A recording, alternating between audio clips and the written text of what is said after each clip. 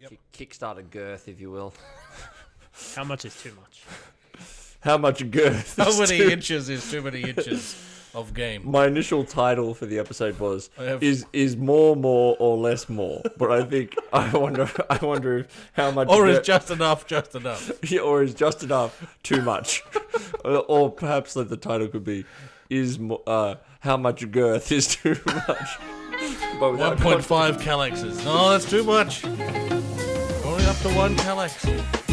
Oh, you'll just have to go with me on the intro tonight, right, by the way. Okay. I'll just listen. Fire off. What do you got for us, big boy?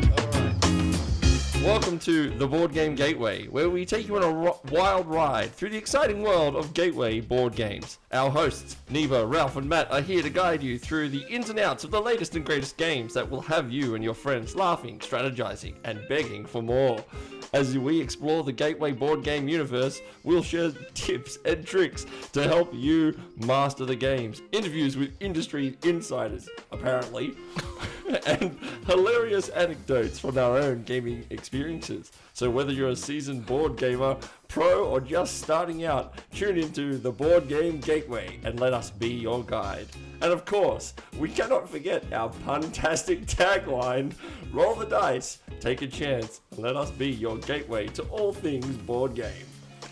Alright, so Nee, that wasn't bad for your fifth take, but Hello, ladies and gentlemen. Wait, what episode number are we? We're episode 27. It took you 27 episodes to write I that? thought it was pretty great. I thought it was great. To be fair, it took ChatGPT 27 episodes to write that.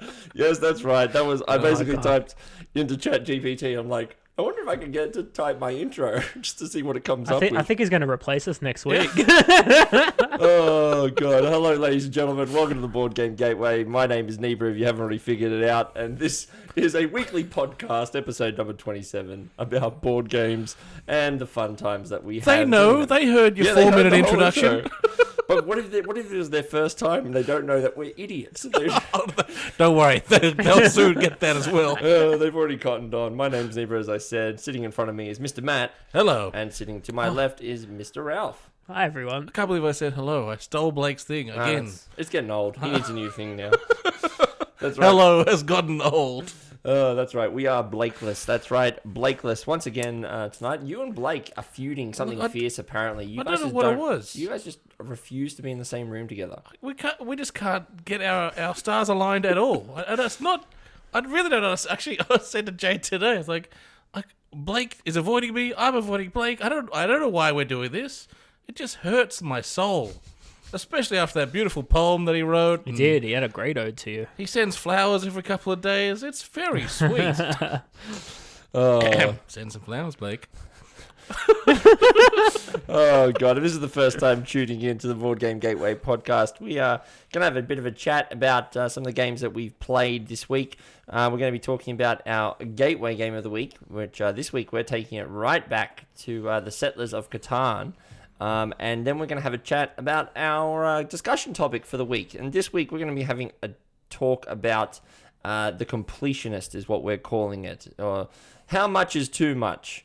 You know, we'll get to that at the end. Bloatware. Bloatware, as it were. We'll talk about all things Kickstarter, all things expansion, all things extra, and we will have a bit of a chat about that. But it's great to see you guys. Great to have you back. I feel like this week I feel like I've been a bit, I don't know, all over the shop. I haven't really got many games to the table. I've actually played quite a few BGA games, but Nice. Actually with you and Ralph and our friend Damien, we just finished a game of Six Nimit. But That was a great one. it was so good. We were playing that. It was actually really funny. So Six Nimit is a card game, playing cards into a line and trying not to get points, kind of like golf style. But the game itself, we were playing.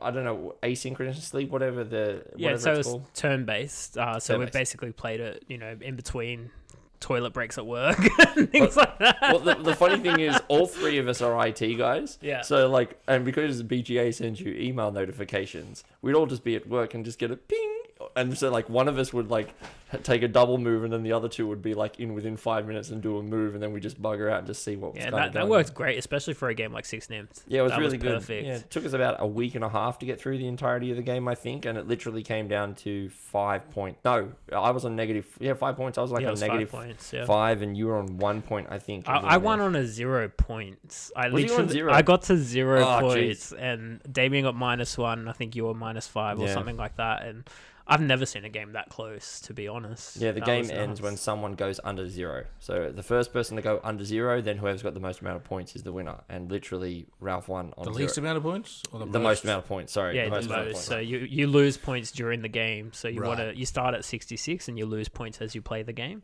Ooh. So it's fun for So to everyone. end up on 1 is pretty good. Maybe it was on 0. Well, Oh, on 0. I was on 0, That's which even better. never happened. Because Well- as soon as someone drops below 0, that's the end of the game. Yep. Pretty much. I've won Yeah. on like 22 points before. Like Yeah. you can actually have a lot of points left, and some people can just absolutely tank it really Yeah. hard if you're not careful. We actually probably we will talk about it more in a later podcast because it's going to be one of our gateway games. I think Cool. Yeah, it's coming up in the fantastic short. one, But yeah. what about you, Matt? It's been a hot minute since we've had you on the podcast. You're been away at rehearsals, working the Yeah. old.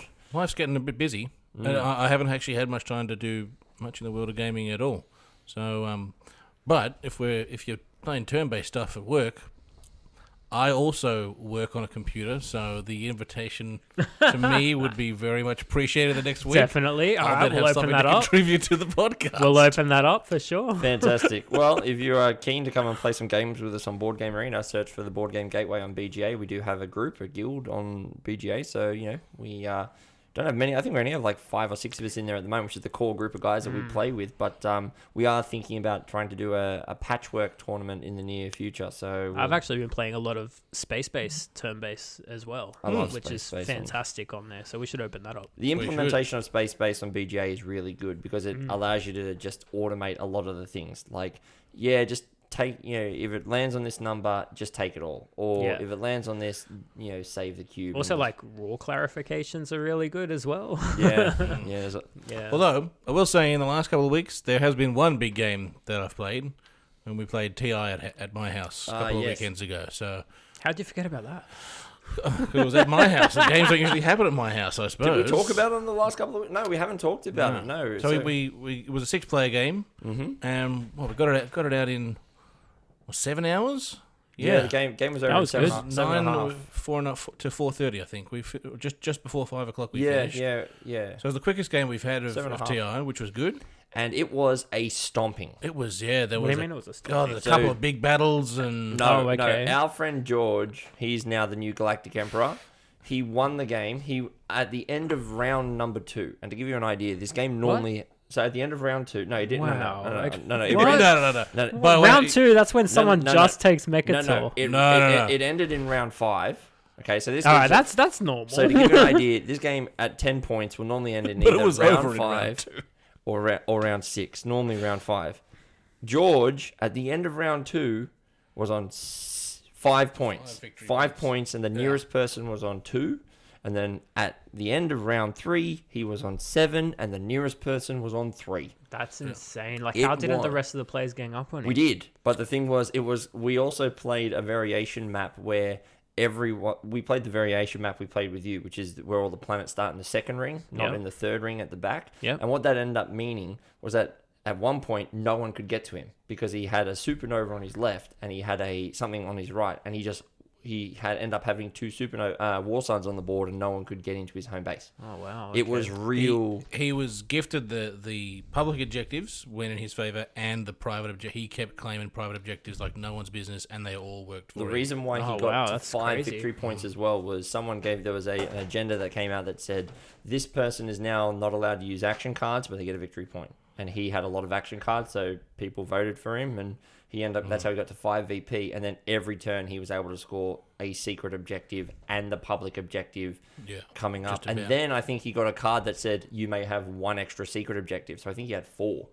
There's a thing where it's like one of the agendas or something allows, like, oh no, it was like an agenda or something came up where it's like everyone can have an extra secret objective or something like that. Yeah. So he just, It was. It was. Probably very interesting well. because This game was over in round 2. We were like, this is his game to lose. He's like, nah. And we're like, no, it's now your game to lose. Because that's really interesting because you can start slowly eating up the planet so his influence isn't great. But you could also like pay one other player that's his neighbor to build a big fleet and go for him. Like, and it's so like hard to like, And do you also- trust that person to do that or not? So- Like, he had Necro on one side of him. So Which was Tom. like Tom. Tom was playing Necro. And then And you on the other. yeah. And what did you do in that game, Matt? I was What pretty did you weak do? all around. Please tell Ralph. Ralph, what did you do? Just didn't let him. No, I didn't stop him at all. What did you do? Look, what I did was fine. All right, I did Which nothing. was? I did nothing wrong. I was very afraid of the giant beside me. He took out and he took my home base.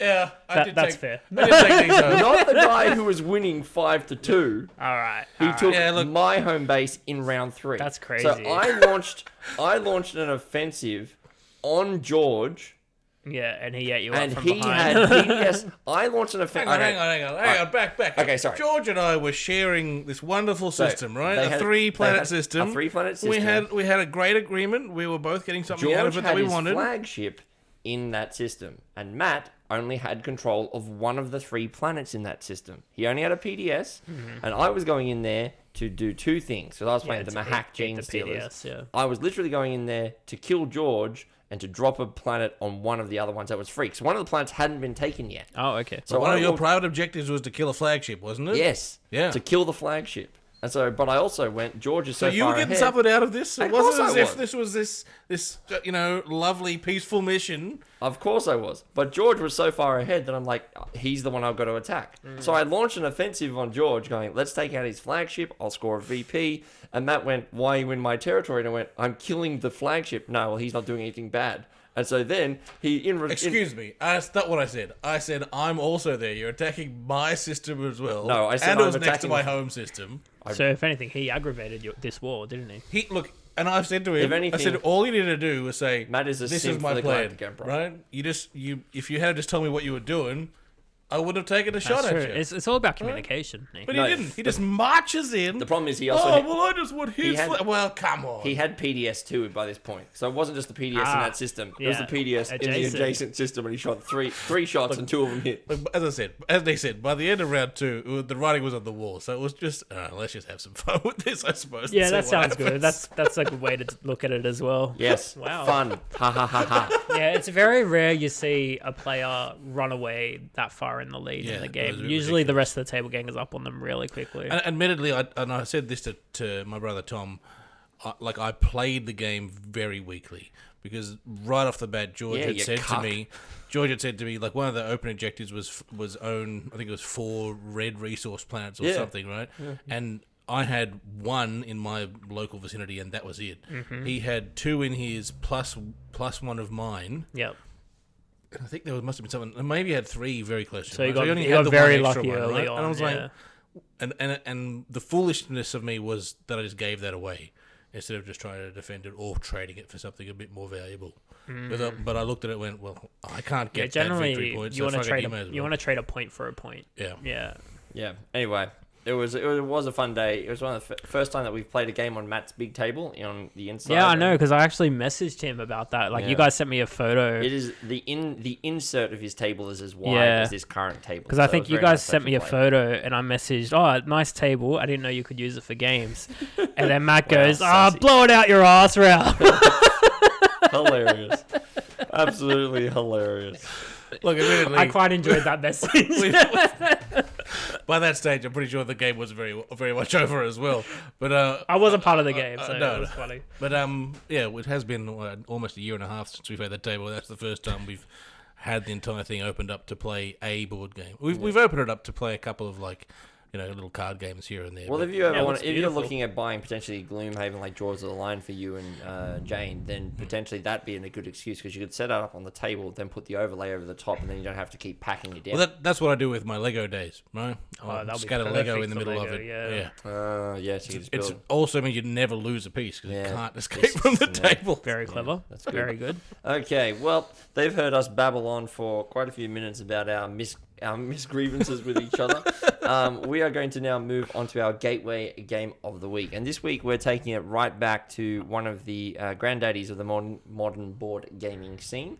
Released in 1995, we are looking at the Settlers of Catan, or just Catan if you're looking at the modern day boxes. The one that we have here in front of me, this is one of my very first board games that I ever bought back 14 years ago.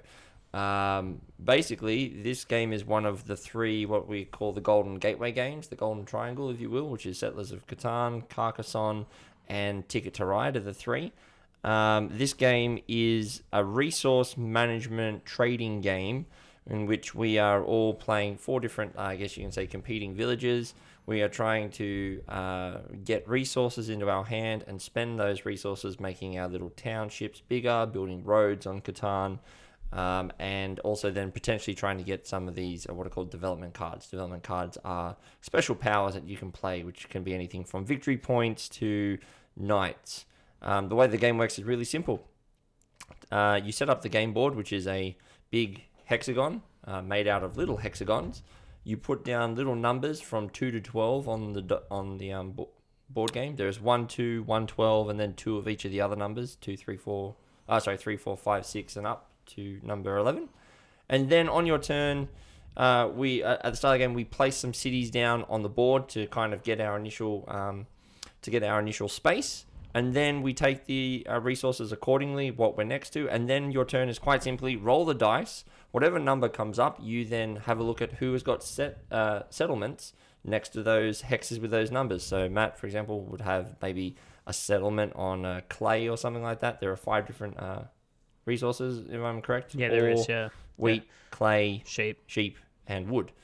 So if Matt had a settlement next to a wood, that was number 4. And number 4 was rolled. Congratulations, Matt. You've now got some more resources in your hand. You can create multiple settlements throughout the game. The only thing is they can't be too close to each other. So that creates this really cool little game of like area control. And then on your turn, you literally roll the dice, you get the resources, you do some building, you do some trading, and then move to the next person. Have I missed anything realistically in the... Yeah, it's a race to 10 points. Yes. I don't think you mentioned that. You just mentioned points. But yes. It's basically the first player to get to 10. And we all start on 2 points. So settlements are worth 1 VP. You can upgrade them to cities, which are worth 2 VP. You can have a battle for the longest road in Catan, which is worth 2 victory points. You can... try and get 3 knights, which are in the development card stack. If you get first one of 3 knights or have the most knights, you get 2 VP. So it's basically a race to see who can get 8 victory points first. Gentlemen, our game 10 victory points. You start on 2, then who can get 8 VP. Yep. Our game took us about 45 minutes. What did we think on reflection of this play? I mean, I won. But what do we think about Catan in general? And yeah, Matt, what do you think of the play? It's been a while since I've played it, and on reflection, I think I've got a better appreciation for why it is part of the Golden Gateway games. Like after talking to you guys for the last year about games and kind of developing that extra understanding of different mechanisms and different reasons that games work, I can see why this game sits at the top of the pyramid there, because it's fast to play. It can be slow, I suppose, if you've got an interesting group of people, but it's fast to play. It's quick to learn. It's not a game where you feel like a decision ruins your game. Like it's not a game where you could choose the wrong thing straight off the bat. Right? You can obviously make the wrong choice, but you're not. You're not hemmed in, like right? And I can understand why this is a good entry game for a lot of people, because it is a thinker. You still have to do a bit of management. You still have to manage your cards. You still got to talk to people and communicate. There's a bit of table talk going on in the game, but it seems to be like it ticks all the boxes for how to get people into the actual board game community. The Broadway community. Catan! You wrote a 7 is the rubber. Stop. There's money here, all right? patent pending. Catan the musical. It's coming. The Settlers of Catan on Broadway. We are the And settlers then there of could be other Catan. musicals, which will be the expansion pack. Yes. All right, okay. We Stop are the the podcast. sheep. We're going to write this right now. Wood for sheep. Wood I think for sheep. no. The rest of the podcast is us soundboarding this with our audience. God, we're going to lose everyone. Our audience dropped away straight away when we started singing. But yeah, I enjoyed it. I thought it was fun. It's fast paced. And as I said, it just sits there in the sweet spot for a simple to learn game for all ages. Now I've been playing this as well with my kids, the junior version. So and it's been interesting the similarities between the two games, and I can see the stepping stone as well. Like as I said, it's been a while since I played the big version. Mm-hmm. So what's the But difference it's- that the little version has over the big version? Like you mentioned, the rubber works differently, which I don't think we've explained how the rubber works. Yeah, the robber works quite simply. I mentioned there's numbers on the board, but there's no number 7 on the board. Because what happens is if you roll the number 7, then there's a piece called the robber. And the robber, you can move around the game board, and you can then sit him on a hexagon, and if that number comes up, then it doesn't score any resources. You also get the chance to steal a resource from another player. So that's really the only kind of high interaction. I mean like negative interaction you can have with another player in this game. You can say, "Oh, would you like wood for sheep?" and they go, "No," but that's not really. I wouldn't say it's a negative interaction when trading. But this is a direct. I'm going to steal a card from your hand. You don't just have to deal with it. So that mechanism in the junior version, is set up with islands and pirates instead of one big landmass and different areas. The individual islands have still got their resources. The robber is like the Dread Pirate Robertson, right? He's the ghost pirate essentially. So wherever he lands, kills that area, but also the surrounding hexagons around him don't work at the same time. That mechanism, I suppose, kind of leans into the bigger version because in the junior version there's no stealing off another player. Right. So whilst you can move the pirate to someone else's, location, it doesn't grant you anything personally, right? It's just to stop that from the next round. So it's not as adversarial, I suppose. There is no trading either. You can trade with the market, but you can't trade with other players. So no one's saying no to you. Yeah, that's right. And it's all a 1-to-1 trade as well. So it's a very forgiving. It's good. Yeah, that's right. Really forgiving game, but it teaches those basics. Perfect. And as we were going through, and you've got your 2-to-1, 3-to-1 type of trades on this game with your resources, or even just the trade across the table where it is open slather. Like I can see where Junior lands, at that first stepping stone for my kids are 8, they love it.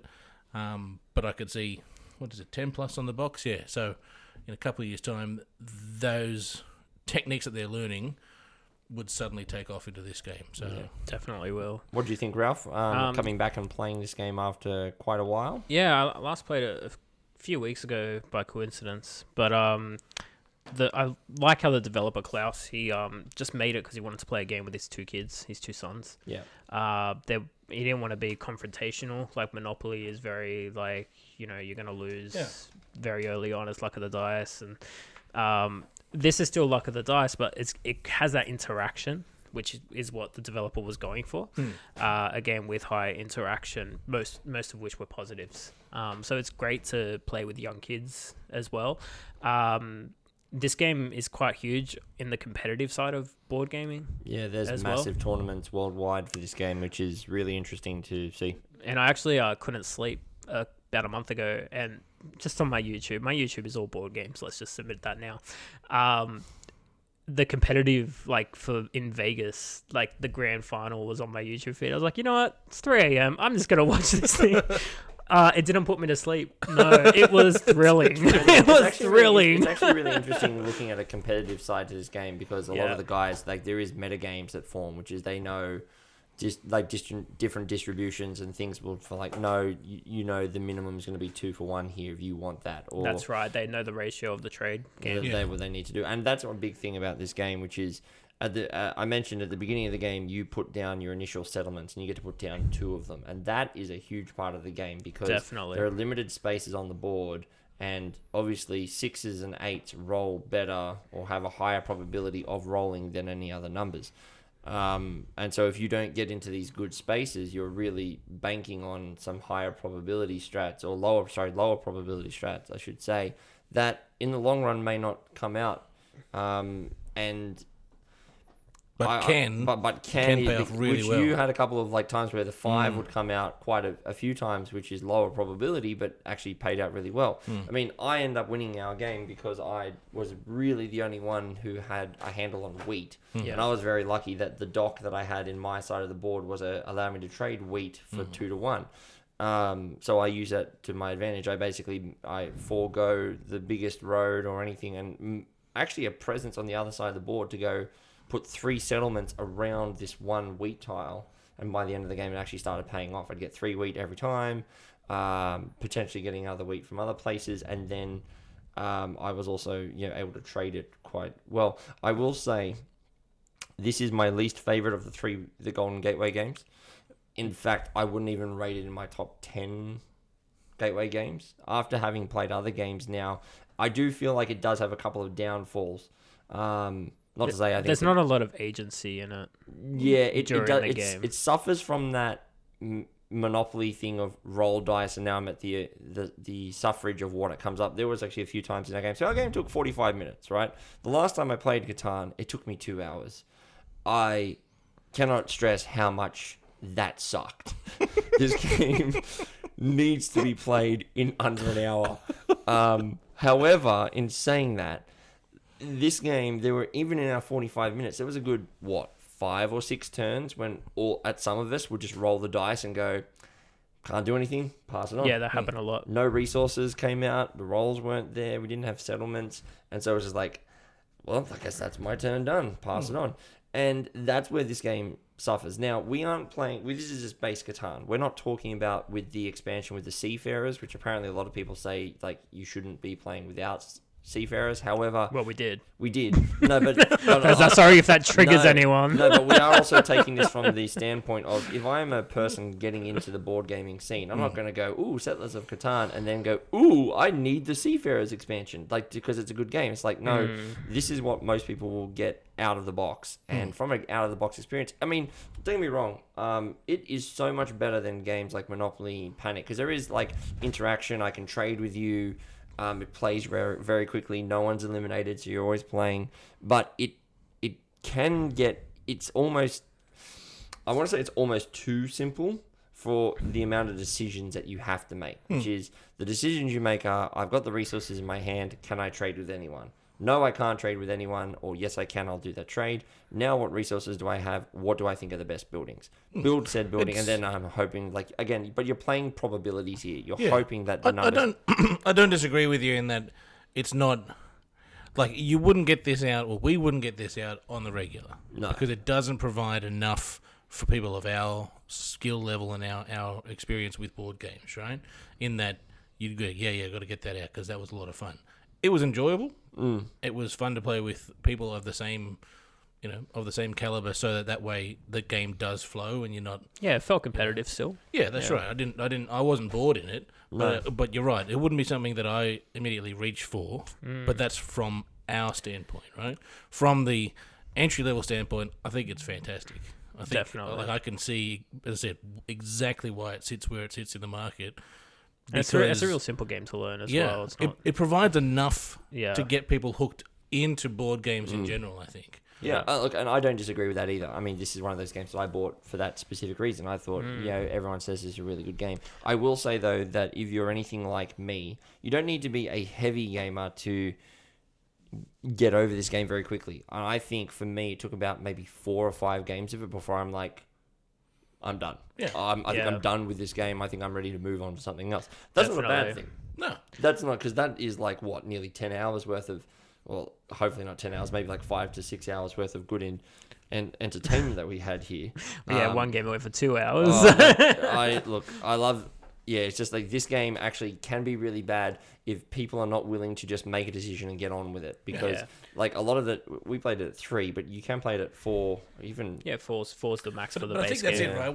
When we play the really big box games and someone takes 5 minutes to make a choice, that's because that choice is vital There's to a lot whatever to consider. happens next. There's right? future turns to consider as well. Yeah. Exactly. Do I place a road or do I not place a road this turn? Oh, okay. Maybe at the end stage of the game it could change something slightly, but in the main throw of the game, it's not really going to make much. There of a was one difference, moment right? in our game where I had to make that choice, which is I could have made a double road to stop you from going the way that you were going, Ralph. But I didn't, and that was that. But that choice, literally, I was like, well, do I want to go for the longest road or do I want more resources and setup? And that was the choice. And I very quickly went, no, I think I want more resources in the long run, and that ended up being the right choice. But I think a lot of people can be like, I think if you're not being forceful with some people, they can get hung up on the trading. No one's trading me. I don't have anything. Blah blah blah. And the docks. So on the edge of the game board, on every second straight edge, there are these dock tiles. So they allow you to do either 2 for 1 of a specific resource, or Sometimes 3 for 1. Yeah. 3 for 1 of anything if you can get it, right? And those are very important. And I think that's also something that people don't realize in the first couple of playthroughs, which is getting one of these can be the difference between you winning the game and losing the game. Because if you're getting starved for a resource, like for example, I had wheat, which was really good, but Ralph, you were the only one who had sheep. Mm-hmm. And you guys kept blocking my I sheep. kept blocking the sheep. Well, that's because And then they're asking questions like, do you have any sheep? No, I don't have any sheep. That's right. We blocked your sheep, and then both of us like, we need sheep. No. How do we do this? But like, and so there is these funny moments that happen. But look, I do think it is a game that is still deserving of the title of a gateway game. It still is, and it's getting a lot of great love around the world still to this day. Actually, about 10 years ago, there was a Guinness World Record of Catan of the most players playing a single game of it. Any of you guys want to take a guess? 22,376. That is so ambitious. Wait, all playing the same game or playing a game of it at the same time? game. I'll show you the board because it's not a conventional looking it is board. the same game. Oh, sorry, I thought you meant like. I'm going to say 70. 146. 922 people got together in California, I think. Did they have to take it in turns? How the hell did They had it on a projector screen, the die. So I think it was kind of like one of those automated dice, and it was that. Those big bouncy dice on the Yeah. sick boat table. But yeah, so a lot of people still love and play that game. The designer of the game was there as well. Wow, That's awesome. okay. Yeah. That's really cool. Look, Nearly 1,000 people. That's crazy. Yeah. I've also got to say, And did they still only play to 10 victory points? No, they actually... you're asking the questions that we all want to know the answers to, but you're That one I asking the don't wrong know, but people. I think they're still there because they finally settled. I will say, Oh, man, he was building up for that for the last half hour. yeah, I will say that they are. If you didn't know, this gentleman has a baby on the way and he's practicing his dad jokes. Yes, I quite am. They settled there. Classic. Yes.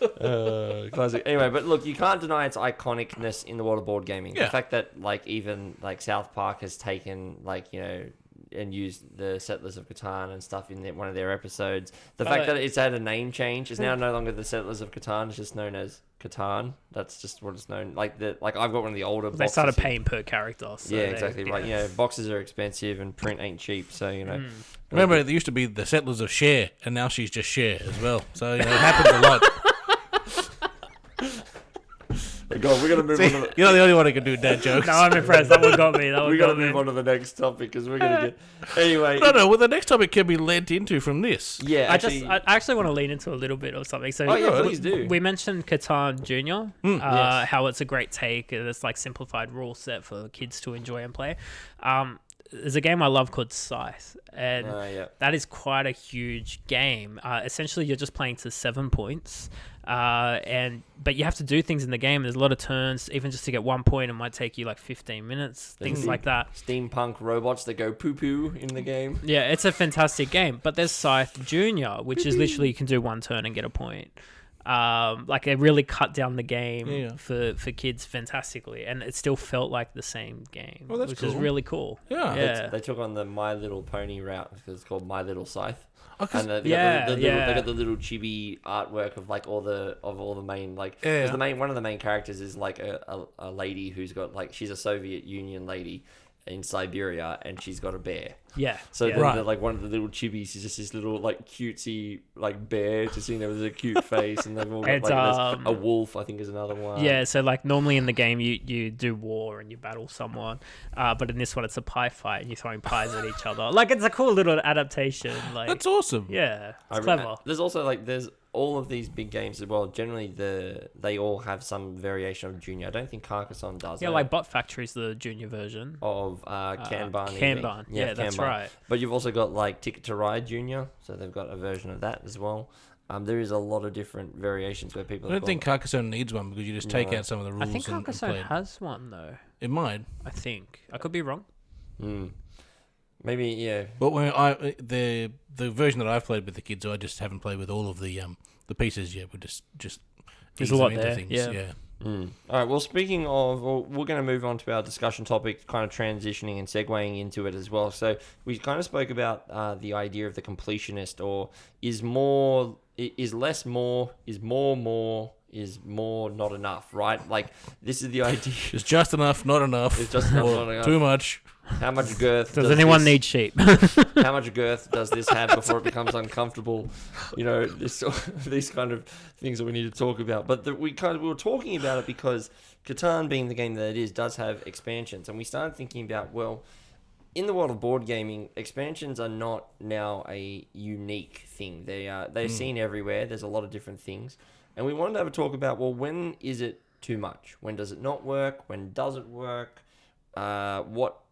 And even not just about gaming expansions, but then that kind of transitions into the trends in Kickstarter, which is mo plastic, mo money sort of thing, right? Yeah. Is this? Well, I want to get your takes on this, guys. Like, what's your view on expansions and big box things? So just to bounce to the Kickstarter idea, like I love a good Kickstarter game. Like when I see a new game, I'm like, okay, that 30-second video that hooked me in. I'll look more and I'll dive in. I'm like, this game looks fantastic. Why are you already advertising expansions for the game that hasn't even come out yet? Like, why do I need this expansion? Like, I'm interested in the game. Why is there 6 expansions for this? It's one of my pet peeves. I when they do hate that. I hate It's that. for the people like me Yeah. who are the guys who are like, oh, for $30 extra, I'll get all of that extra. Yeah, okay, that sounds like a good deal. I like receiving boxes in the mail, so I will get an even bigger box just for that extra couple of dollars. like- It's not. I don't think it's. I mean, I agree with the The sentiment of it. that's right. The Yeah. sentiment that if you don't even know if the base game works, why would you also? It's like, imagine like they had the idea to make the first Terminator movie, and they were like, no, let's release 6 at once. And hope this works. Well, I mean, considering that Terminator 2 is the best movie, That's right. So the expansion was better than expansion actually was better. Well, like I want to put out an example of one that I personally didn't really enjoy. So this is one that I think back on, which was Endless Winter, which Damien backed, and we played at his house, and it had in the box. Now, granted, this thing came with a whole bunch of different modules that you could play. Like it had like maybe 6 or 7 different extra modules we could have played with. We didn't. We just played the base game. I played it once, and I have no desire to go back and play it again, even with these extra modules. He's already, I think, selling Endless Winter, I yeah, think. he's strongly considering it. Yeah. But I've seen that pop up on the used marketplace already, and for cheaper than what people paid so for much. it. Like they're selling, like it was like the all-in Kickstarter was like 250 Australian, not even including delivery. And then I'm already seeing it pop up for like 160, 170 at the moment on the used market. Like one guy I think sold it at 180 brand new and shrink, and I'm like, geez. I mean, that does go to show you the power of good marketing, though. It does, but that's what I want to talk about though. Is that there are some games that, especially the Kickstarter problem, is that, you know, at least with Kickstarter and stuff, the idea of it is, hey, I've got a game now. You are here to fund my manufacturing cost. At least that's kind of what the board gaming Kickstarter market tends to be. But what it's changed into now is, I've got a game, and I've play tested the rules to like 70%.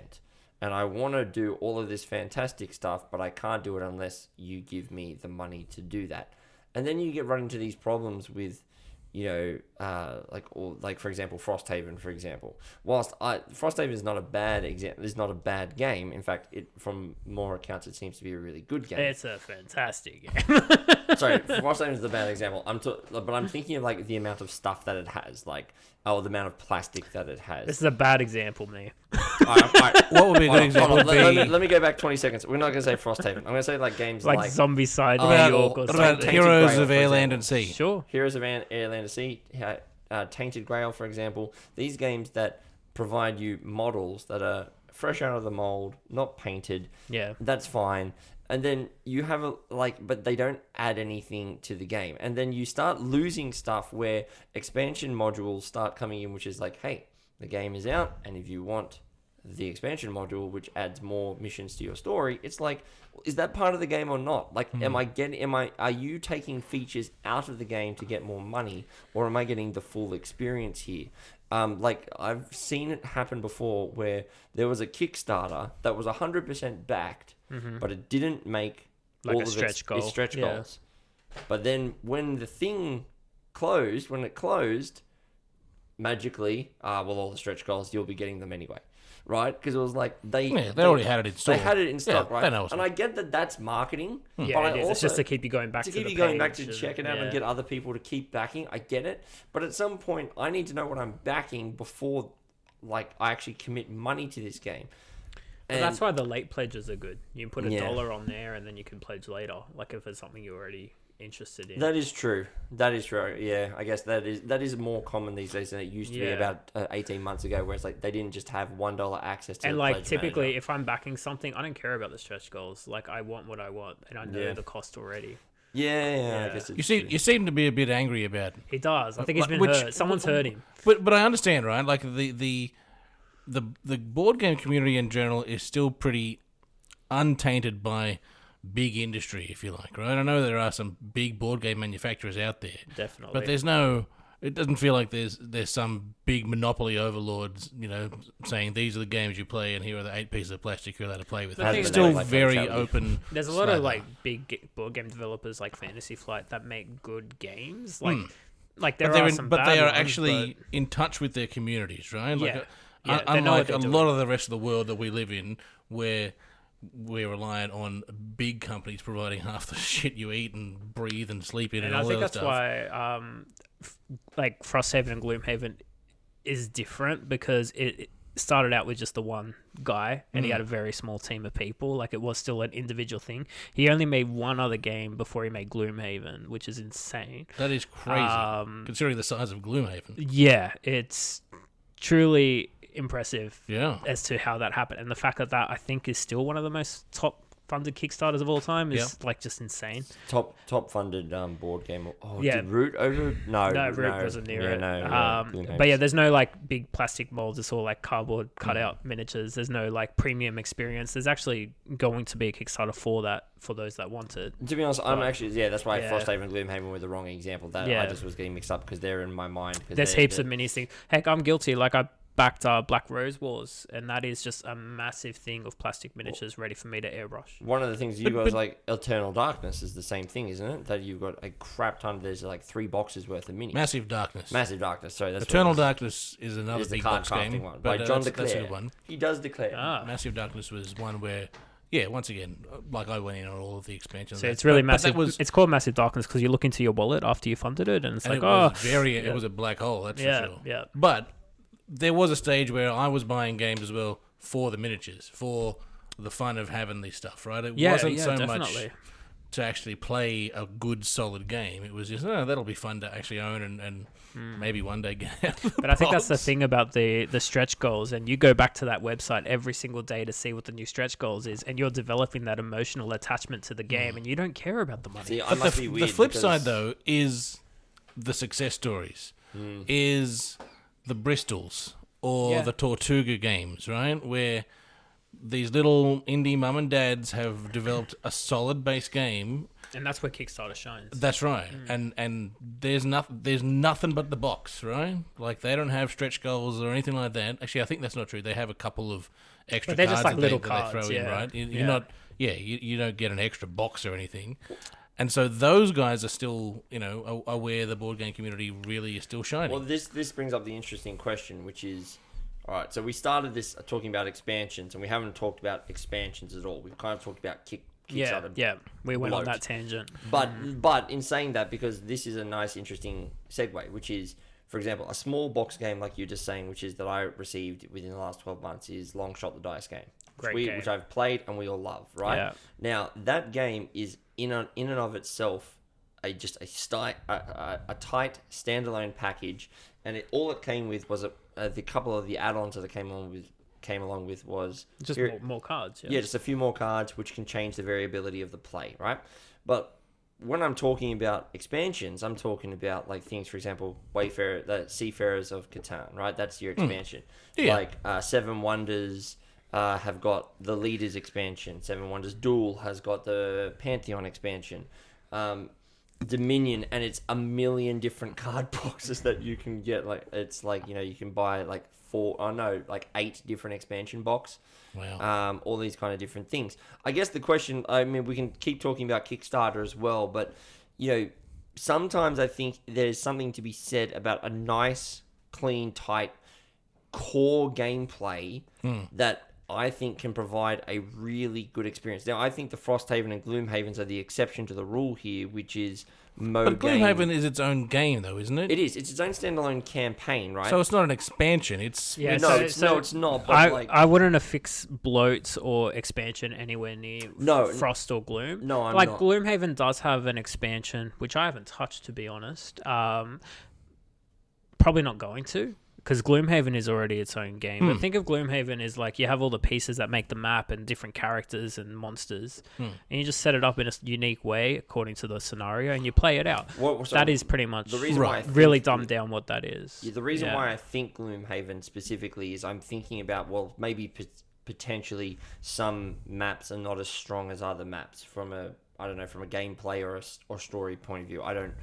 Maybe it's hard to explain without actually going on a tangent and talking about it for 10, 15 which minutes. we'll do on another podcast because we're bringing keen Damo for that. on because we want to talk about Gloomhaven and Frosthaven in a spoilerific episode, so we're going to do that. But like for example, I brought up Scythe before. Now Scythe base game, fantastic game. It has a lot of expansions. Now Scythe was one of the few games that I brought at home.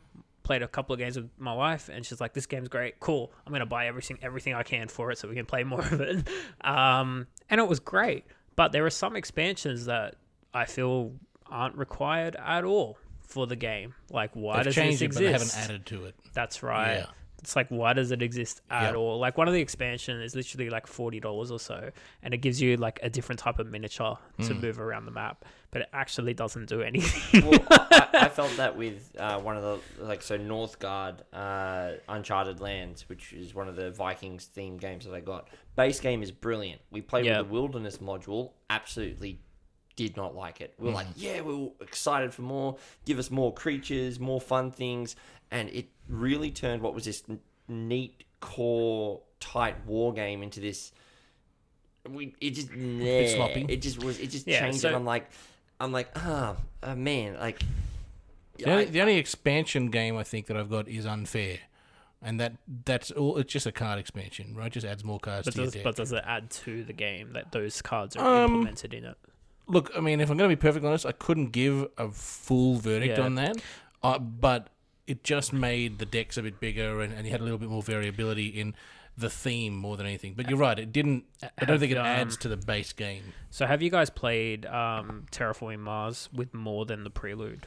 I have, yes. I've played it with the Venus. Okay. I've played on one of the different map packs. Yeah. But do you? Because I believe that adds cards to it as well. Did that actually change the gameplay? No, it didn't change the gameplay, and I think what you're getting here is the point of this discussion, which is, I guess, the overall discussion that we're kind of having is when does bloat/expansion work? Because there's some games that the expansion is a must-have. Like I got one. Prelude for Terraforming Mars. You just mentioned it. But in saying that, like that one, effectively all it does is give you a starting bonus in a randomized thing. So you really don't even need it. You could just go, right, everyone starts with 1 titanium. You might start with 1 steel. Kind of balances out. What I find Prelude does, though, Prelude just actually focuses in because it says, you now get this company, and this company, it gives you a couple of other things, and it says, okay, you actually now get starting bonuses. So now it actually focuses you in, because when you start normal Terraforming Mars, you're like, well, I can do fucking... Like, I can't knock it because it is really cheap as well. Like, Yeah. you may as well add that on. It's $20. Yeah. Anyway, you said you had a good one, Matt. Please No, do share with the class. But it's your one. Which one? With TI. Prophecy of Kings? So is that a...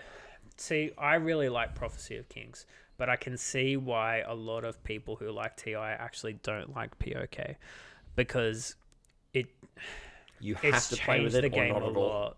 Yeah. Yeah. I actually, I have to be honest, I don't like the whole agents, leaders, commanders, hero. Yeah? Those extra abilities, I feel like they just add time to the game.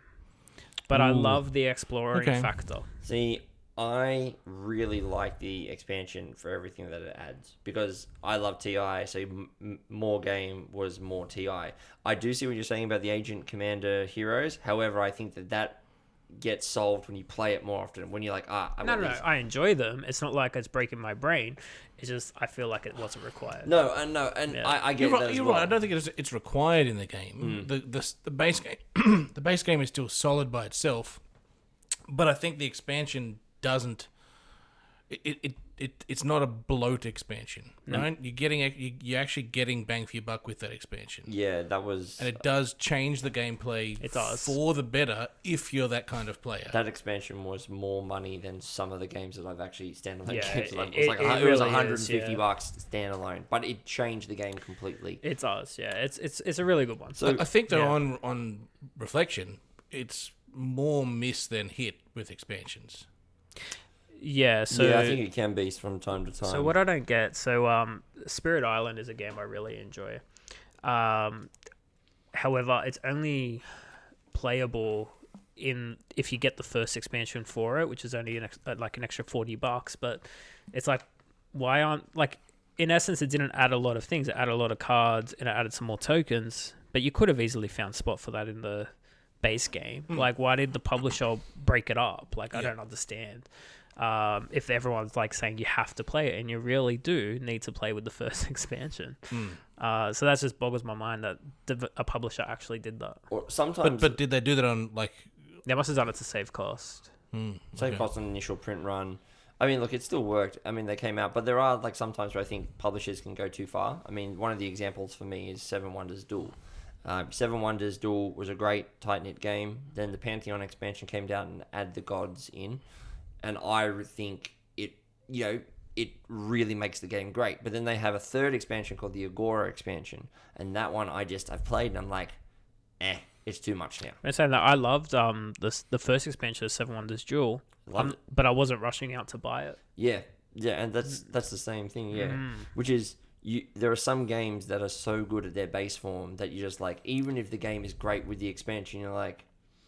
It's like I wouldn't feel like it's missing. If I play base game Seven Wonders Duel, I wouldn't feel like I'm missing something. No, I agree. There are good examples. Another good example which I really love as an expansion is the Lords of Vegas Underworld expansion. That's So where you can stack the tiles No, on that's top? the up expansion. So Okay. it's came out with two expansions. The first one is the up expansion, which I'm going to be honest, I don't actually really like the up expansion, which is like, hey, you can bag your casinos up. I actually if like- you have spare money, like, why not? But Look, it changes the game because the game became this. When you started building the casinos up, you had made it harder for you to like actually merge casinos together. Whereas part of the fun is the change part of the fun was ownership, like yeah. actually going, you know what? I'm just going to risk it that my one dice true. gets a 6 over your 5 dice, and it's happened so many times where someone just rolls a dice 5 to 1, and I'm now The corporate takeover mechanism is a like- lot of fun in that game. But then the Underworld expansion came along and said, okay, you know what? That's all really great, but we're not going to change that core gameplay. We're just going to give you some little powers here and there.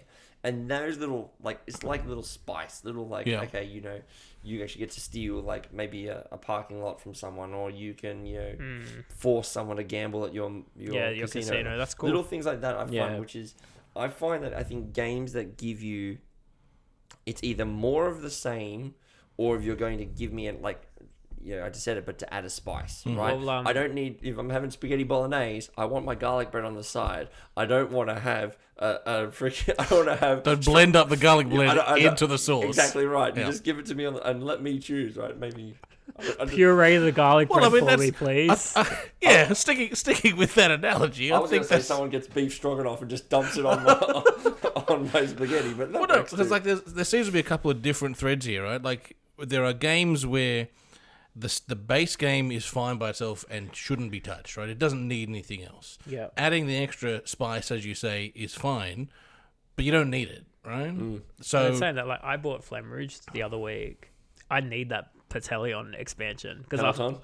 Because after I played it twice, I was like, man, this is missing something. yeah. Peloton Yeah. expansion is It's like, good. I Well, love then, the then there's the Peloton next expansion. thread, right? Of games that are okay, Yeah. but are enhanced by their expansion. That's So, cool too.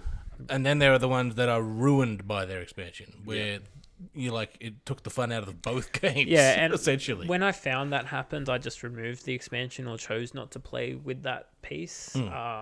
Like with Scythe, I was insistent that we still play with the airships because I'm like, no, I paid for these things. We're gonna play with these things. But But I mean, I suppose then in that regard, it is like movies, right? Yeah. In your sequels and your trilogies, in that sometimes it's the next movie makes the first one even better or builds on the story in a really good way. Sometimes you're like, okay, well, we sat through that, so sometimes, let's like- never go back to that again. yeah, like Back to the Future doesn't have like a weak link at all. I I think find. it did originally. I think the love for Back to the Future 2 has grown over the years. BF2, Back to the Future 2 has always and will always be my favorite Back to the See, Future. but I think that's it, right? Like it was almost But a they're all cult good, favorite but they're in all the good. trilogy. Oh yeah, Yeah. for sure. Everyone loves 1 and 3, but 2's the black sheep. And Well, I was only just chatting the other day about the new Star Wars trilogy. Going now that there's 3 Star Wars trilogies, the trilogies have a bad trilogy in them, right? Like there's now the original great. The prequels now look pretty good by comparison, and the latest ones you're like, Oh, the I don't even- cinematography was the best thing. That was it. I like the characters. I haven't gone back and sound watched. design, yeah? sound design of the sequels is the best sound design. You must have muted the TV. No, I didn't say. I Yeah, he didn't said say. sound, I didn't say script. Hey, that's exactly right. I said sound design, not script. Even though, Fair. let's be honest. Somehow Palpatine came back. Okay, you gotta explore that? Nope, moving on. All right. And he just has this army with him. Sorry, I hope you guys have all seen it. Let's put the horses on the spaceship. What the hell is this? What? There's Is this horses? Avatar? I don't think I've seen that. In the end of the third. Oh, in the is end there? of episode 9. At the episode 9 when they're riding the space horses on the spaceship. I don't think I remember that. I remember the kiss, and that was I was out. Okay, after okay. that. Here's a question: Oh. Where is the gaming equivalent to the space horse? Go. Tell me, where is the expansion that came out? They went, what the hell is this? This doesn't match anything that I know. I'll let you dwell on that one. That's a good question. That is a good When question. Crokinole went pay to win. Oh, God. All right, to close out this discussion, I think what we're kind of saying here, which is that, keep an eye out because there are, and actually... Don't get suckered into the marketing. But look, if you already like a movie, you're most likely going to like the expansion. So I would encourage people just to Yes. at least check it out But if to you see haven't if it's seen something the you movie, like. don't buy tickets to all 3 No, before don't do you've that. seen the first one. Unless you're someone crazy like me, don't do that. We're not doing a Lord of the Rings Director's Cut marathon unless you are sure that you like all 3 of them. See, no one's told me that, and I did do that. I've never actually watched the Director's Cut of any of them, so maybe I should. Yeah, I'm convinced I'm not it's gonna just start right directors. now They don't because cut anything. I'm not going to start right now because it's 10 p.m, so I won't be finished until midday tomorrow if I start now. If you're lucky. If I'm lucky. Oh, okay. Well, anyway, Matt, thank you for bringing the chaos back into the podcast. It's been lovely to have what you I here. do. Ralph, thank you as always for joining great us. fun. Thank you for having me. This has actually been a really fun one. A lot of chaos and a lot of shouting at each other. It's good to see we're back on form. If you guys enjoyed what you were listening to, please go and check out our website, www.boardgamegateway.com. We've just released what I'm calling version 1.5 of our website. So same visual aesthetic, but now we actually have some working back-end features such as podcast filtering. We have new articles going up. Speaking of new articles, Ralph just released his latest article, The Journey, The Destination, The Campaign, talking about his love for campaign games. That's right. It's mostly about Scythe and Gloomhaven. Yeah, so There you go. it's really good. Perfect It's, segue. it's a really good look. As the editor-in-chief of the website, I had to read it a few times, and actually it's really good. Yeah, thank you for correcting all my spelling mistakes. Thank you, ChatGPT, for doing that for me. You can do that? Yeah, absolutely. Just paste Yeah. anything in there. It can do a lot of things. It'll do a lot Oh, of wow. things. Okay. And look, if you're enjoying what you're listening to, we do also have a YouTube channel as well. So the Board Game Gateway over there. We have all the video podcasts. We have Let's Plays. We've got a few more things designed. We're actually going to be doing a series where we're going to take you through our collections and we're going to talk about them. If you've seen Shut Up and Sit Down do it, a la them, we're going to do something very similar. So keep an eye out for that. We'd love to see you over there. And also go check out our Facebook page, because that's where we post all of our content as well and discussions with our community. So until next time, guys, thank you very much. Thank you for joining us on this podcast. We will see you next time. Goodbye. Bye, everyone. Farewell.